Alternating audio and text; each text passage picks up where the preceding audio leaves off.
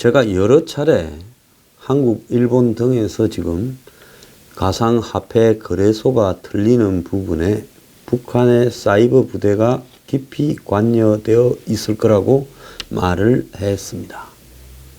그래서 제가 혹자는 한국이 무슨 돈을 북한에 주는 방식으로 비트코인을 줬을 거다라고 이야기를 하는데요. 비트코인으로 주려고 하면 비트코인 가격이 많이 올라서 엄청난 이렇게 돈이 될 건데, 예? 그걸 진짜 비트코인으로 북한에 주려고 하면 북한에 준 시점이 누가 레바논 갔을 때 줬다고 한다면 그때가 비트코인이 제일 비싸던 시점인데 굳이 비트코인 가격이 지금 반토막도 훨씬 더 밑으로 떨어져서 거의 맛이 가고 있는데 이런 비트코인을 가지고 북한에 주면 북한은 이렇게 가격 등락이 심하고 환전하기 불편한 비트코인을 받기를 원하겠습니까?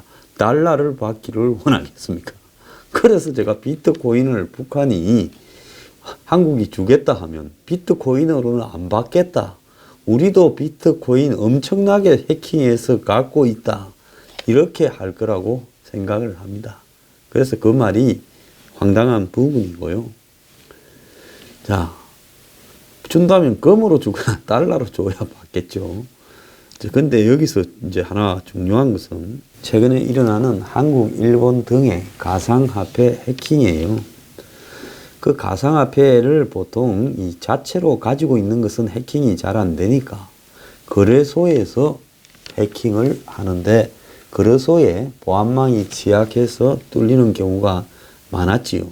그렇다 하더라도 거래소를 해킹하는 것도 어지간히 그거 다 돈인데 거래소도 장치를 해놨을 건데 해킹을 하려면 엄청나게 뛰어난 해커나 북한의 사이버 부대 말고는 없다. 이렇게 제가 보고 한국과 일본의 최근에 잇따른 해킹의 배후에는 이 북한의 사이버 부대가 있을 거다. 이렇게 말을 했습니다. 그런데 국정원이 북한이 가상통화를 한국에서 수백억 탈취해 갖고 일본에 있었던 5,700억 최근에 거래소가 틀린 것도 북한의 소행으로 추정한다고 어제 국회에서 말을 했습니다. 북한은요, 대남 공작 등을 하는 정찰 총국 산하에 전자정찰국을 만들어서 해킹 등 사이버 테러를 전담하는 부대를 이렇게 두고 있습니다. 북한은 80년대 후반부터 사이버전에 대비해서 아주 여기에 능력이 뛰어난 친구들을 발탁해서 양성을 하고 98년에는 사이버전 지도국을 설립해서 운영하고 있고 2016년 기준으로 약 1,800명의 조직원으로 이것을 이루어 갖고 있고 북한에서 이 사이버전에 동원되는 이런 인원은 6,000명 가량이 된다고 합니다. 그래서 한국의 수자원 공사 및 방송국 해킹, 소니 픽처스 해킹, 국방부 내부 인트라넷에 대한 해킹 등을 이들이 다 한 걸로 지금 알려지고 있고 심지어 한전이나 이런 어떤 발전 시설에 대한 해킹도 하지 않나라고 지금 이야기가 되고 있고요. GPS, 한국의 GPS 교란을 위해서 그 인천공항과 가까운 황해도에 비밀 레이더 기지도 운영하고 있고 그래서 여기저기 흩어져 있던 이 모든 부대들을 이렇게 다 모아가지고 사이버전 지도국을 만들었습니다. 흔히 121국이라고 이야기를 하는데요. 그래서 여기에 실력이 보통이 아니고 또 이 심천 등 이 중국의 일대에 이런 호텔 등의 이런 어떤 북한의 사이버전 부대가 아예 살면서 이런 작업들을 총괄해서 하고 있다. 이런 이야기도 있습니다. 중국의 동북 삼성이 이런 사이버전 부대의 주요 활동 무대라고도 하는 이야기도 있어요. 최근에 일본의 가상화폐 거래소에서 전 세계 사상 최대인 5,700억이 틀리는데 이것이 북한의 소행으로 추정되어서 국정원이 조사 중이라고 정보위원회에 보고를 했습니다. 어제입니다. 북한은 지난 12월에 한국의 가상화폐 거래소 최소 2곳을 해킹해서 수백억 가량을 탈취했다고 국정원이 밝혔습니다. 국정원은 북한의 가상화폐 해킹 능력이 세계 최고 수준이라고 하면서 이로 인한 국내의 피해를 갖다가 언급을 했는데요. 최근에 5,700억이 틀린 일본의 코인체크 가상화폐 거래소도 일본 당국은 해외 해커의 소행으로 추정된다고만 밝혔지만 북한의 개입에 대해서 말을 하지는 않았습니다. 그런데 한국의 국정원이 이것이 북한의 소행으로 추정된다고 이야기를 했습니다. 어제 국정원은 그렇게 의심하고 조사 중에 있다라고 이야기를 했습니다.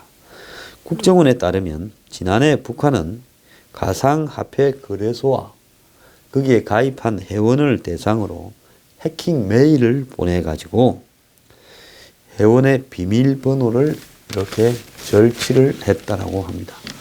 그러니까 회원들한테 어디에 가입하시오 뭘 해주겠다 해서 이렇게 하면서 보내면 그 메일에 답을 하면 거기에서 비밀번호가 해킹이 되는 거죠. 그걸 들고 북한은 이 과정에서 백신 무력화를 이렇게 시도했고 거래소가 신입 직원들을 수시로 채용한다라는 걸 알고 심지어 입사 지원서를 위장한 해킹 메일까지도 발송을 했다고 합니다. 북한이 최소 2곳의 국내 가상화폐 거래소를 해킹했는데 그 가운데 한 거래소는 전산망을 북한이 완전히 장악한 뒤에 260억 가량의 가상통화를 탈취해 갔다고 이야기를 했습니다. 국정원은 피해를 당한 국내 거래소의 이름을 시장 혼란을 고려해서 공개를 하지는 않았는데요.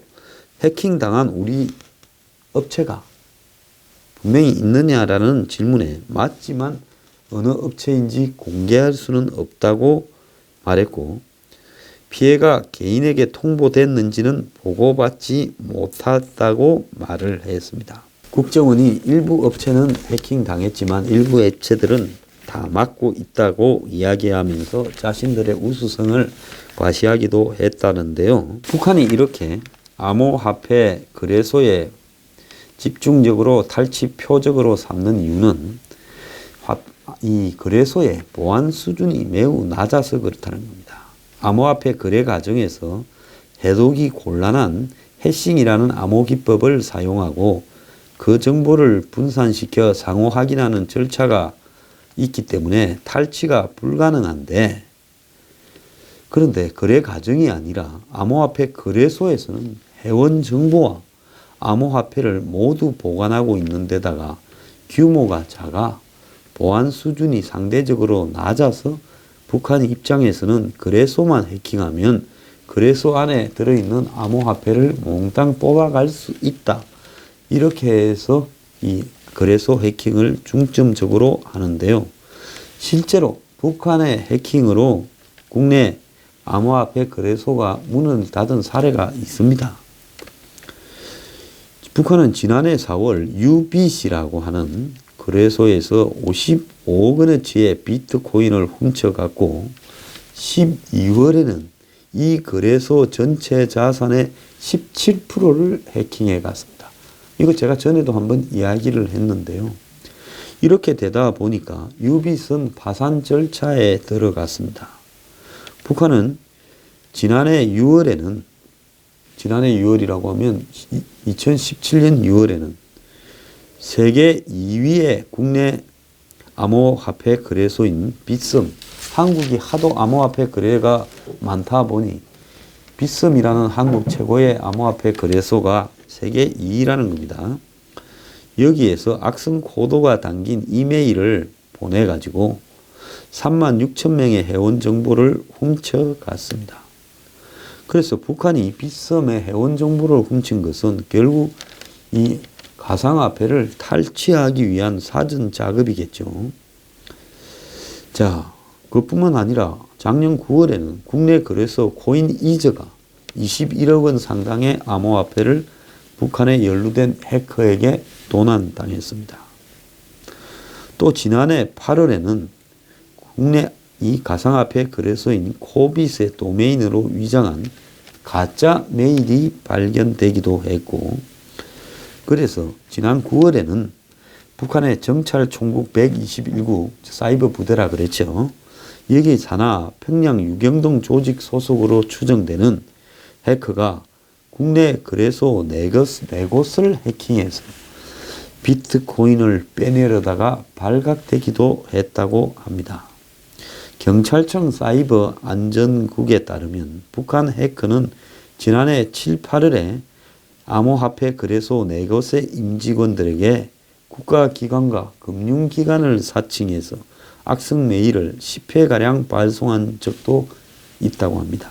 경찰은 이 공격을 테스트할 때 사용된 지메일 계정이 북한에서 접촉되었다라는 걸 구글 본사로부터 통보를 받았다고 합니다. 지난해 3분기에 확인된 북한 추정 국내 사이버 공격 30건 가운데 7건이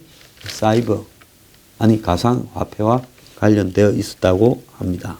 북한은 최근에요, 핵개발로 따라서 지금 전 세계의 제재를 받고 있습니다. 그러다 보니 과거와 같이 마약이나 달러, 위조 달러죠, 위패, 심지어 담배 이런 밀수도 지금 상당히 막히고 있죠. 북한 사람이라면 일단 검색 대상이 되니까요. 거기에다가 각종 수입원이 지금 경제 제재로 끊어져 있습니다. 그러니까 북한이 전 세계로 넘나들 수 있는 유일한 부분이 이 사이버 상에서의 작업인데요. 그래서 이쪽에 집중하고 있는 걸로 보이는데, 자, 무기 수출도 어렵고 돈벌이가 거의 없어졌습니다. 그래서 북한이 근래 들어서 해킹을 해서 은행을 이렇게 탈취하는 것도 시도를 했는데요. 2016년에 방글라데시 은행 도난 사건 8,100만 달러가 털렸다고 합니다. 여기에 범인으로 지금 북한이 미국의 국가안보국에 의해서 지목되어 있습니다. 북한은 이 은행을 해킹하기 위해 세계 은행 연결망 정보를 이용한 사실이 드러났고, 그래서 국제사회는 지난해 북한을 세계 은행 정보망에서 추방을 했습니다. 그래서 이제 은행 처리도 못했어요. 과거에는 무슨 밀수를 하고 위조 화폐, 마약 등으로 했는데 이제 이게 안 되고, 그 다음에는 은행을 털려 했는데 은행도 안 털렸어요. 요즘에 은행 트는 게 현금을 훔쳐가는 게 아니라 이 가짜로 송금을 하게 만드는 방식으로 들어가죠. 그래서 암호화폐를, 지금 가상화폐를 털려고 북한이 지금 작정을 한 겁니다. 그러면 북한이 지금 전 세계에서 알게 모르게 털은 가상화폐가 제가 볼 때 한 1조 원 정도치도 있을 수 있어요. 지금 일본에서 크게 2번 털렸잖아요. 한 5천억 대 이상이 2번 털렸죠. 그것만 해도 1조 원입니다. 그 정도 크게 들어갈 사람이 북한 말고 누가 있어요? 한국에서도 수백억 들어갔어요. 그러면 북한이 이런 어떤 가상화폐를 다 털어갖고 갖고 있을 건데, 그러면 이걸 뭐가 문제입니까? 가격이 좋을 때 빨리 바꿔야지.